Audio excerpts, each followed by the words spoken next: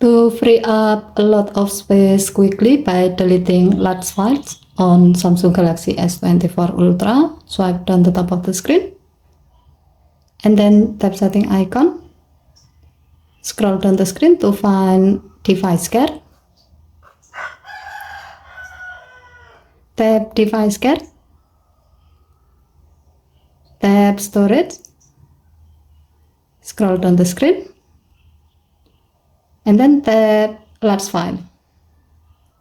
Here you can see the list of files that are bigger than 25 megabytes. Next, select the required file you like to delete.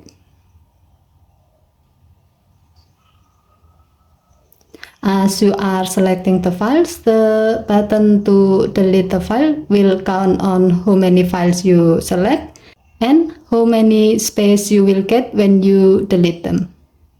Tap delete. A pop-up will appear to warn you that continue this process will permanently delete the selected files.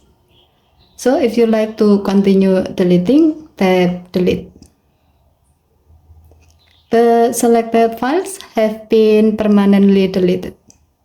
Okay, thank you for watching. Please help to like and subscribe.